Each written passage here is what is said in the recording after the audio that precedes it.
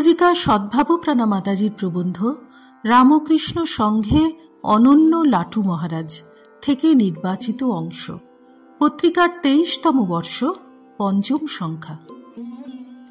শ্রী রামকৃষ্ণের তিরোভাবের পর লাটু মহারাজ আরও গভীরভাবে সাধন ভজনে নিমগ্ন হন। এই সময় কিছুদিন তিনি শ্রী শ্রী মায়ের সান্নিধ্যে বৃন্দাবন ধামে তপস্যা করেন। তাঁর বৈরাগ্যপ্রবণ মন সর্বদা ভগবৎ চিন্তায় তন্ময় হয়ে থাকত। পরবর্তীকালে বরানগর মঠে দেখা যায় তাঁর তপস্যাময় জীবন। কখনো আপাদমস্তক চাদরে আবৃত করে শুয়ে শুয়ে ধ্যান করছেন, কখনো আবার রাত্রিবেলা গুরুভাইরা নিদ্রামগ্ন হলে মশারির মধ্যে বসে অন্ধকারে মালা জপছেন। সর্বদাই লোকচক্ষুর অন্তরালে নিভৃতে ঈশ্বর চিন্তায় তিনি আনন্দ পেতেন। শ্রী রামকৃষ্ণ লাটু মহারাজকে সাধন প্রসঙ্গে বলেছিলেন, জাগে যোগে জেগে থাকবি, ঘুমের কালে তাঁকে ডাকবি, কাজের মাঝে তাঁকে ধরবি, হরদম তাঁর সেবায় লাগবি। এই নির্দেশ তিনি অক্ষরে অক্ষরে আজীবন পালন করেছিলেন। ঠাকুর তাকে আরও বলেছিলেন, সাধু হতে চাস তো অভিমান ছাড়তে হবে। কেউ মানলে কি মানলে না এসব দেখলে চলবে না। লাটু মহারাজের নিরভিমানিতা ছিল অসাধারণ। জাগতিক মান অপমান নিন্দা প্রশংসায় তিনি থাকতেন অবিচলিত। শ্রী শ্রী মা লাটু মহারাজ সম্পর্কে বলতেন, লাটুর সবই অদ্ভুত। দক্ষিণেশ্বরের সেই আনন্দময় দিনগুলিতে ঠাকুরের নির্দেশে লাটু মহারাজ শ্রী শ্রী মায়ের প্রয়োজন অনুসারে তাঁর কাজ করে দিতেন। সরল বালক লাটু নিঃসংকোচে মায়ের আদেশ পালন করতেন। মা এই শুদ্ধ সত্য সন্তানটিকে অত্যন্ত স্নেহ করতেন। সেই মাতা পুত্রের সম্পর্ক চিরকাল বিদ্যমান ছিল। লাটু মহারাজ মাকে মনে করতেন স্বয়ং লক্ষ্মী। একবার শ্রী শ্রী মায়ের প্রসঙ্গে তিনি বলেছিলেন, মাকে চিরদিনই মার মতোই দেখতাম, মা আমাদেরই মা, এতে আর সন্দেহ কি আছে?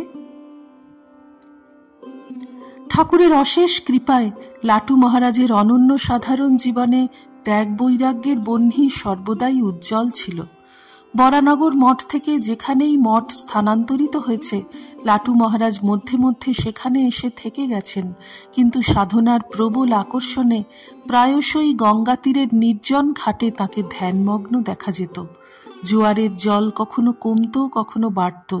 লাটু মহারাজের ধ্যানলীন মন তখন আর এক জ্যোতির্লোকে ভাসমান।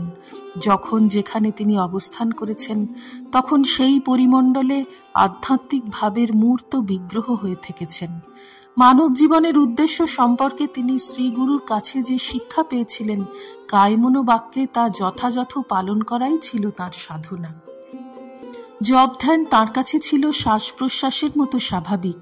এই আন্তরিক সাধনার ফলে শাস্ত্রবাক্য তাঁর অনিন্দ সুন্দর জীবনে প্রকাশিত হয়েছিল। নাট্যকার ভক্তভৈরব গিরিশচন্দ্রের কাছে তিনি ছিলেন গীতার সাধু। অধ্যাত্ম সাধনাকেই তিনি জীবনের সার সত্য বলে গ্রহণ করেছিলেন। তাঁর প্রত্যেক আচরণে সেই ভাব ও বিশ্বাস উপস্থিত সকলের মনে শ্রদ্ধা আর সম্ভ্রমের উদ্রেক করত। একদা গিরিশচন্দ্র লাটু মহারাজ সম্পর্কে বলেছিলেন, লাটু মহারাজের মতো নির্মল সাধু অতি দুর্লভ। বাস্তবিক উচ্চভাবে পূর্ণ লাটু মহারাজ আত্মারাম পরমহংসের মতো অবিচলিত চিত্তে অবস্থান করতেন। স্বামীজিকেও বলতে শোনা যেত, ঠাকুরের অন্যান্য পার্ষদরা ধ্যান জপে মন না বসলে লেখাপড়া নিয়ে থেকে মনটাকে অন্তত বৌদ্ধিক স্তরে রাখতে পারেন, কিন্তু লাটু মহারাজের জন্য কোনো বিকল্প ব্যবস্থা ছিল না। তাই কঠোর সংযমের সঙ্গে তিনি জপ ধ্যানে মনকে একাগ্র করে রাখতেন। শ্রী রামকৃষ্ণার্পণমস্তু। নিবোধত আজকের পাঠ আপনার ফোনে রোজ পেতে চাইলে সাবস্ক্রাইব ও বেল আইকন দুটোই ক্লিক করুন। রামকৃষ্ণ ভাবধারা প্রচারের সঙ্গে থাকুন।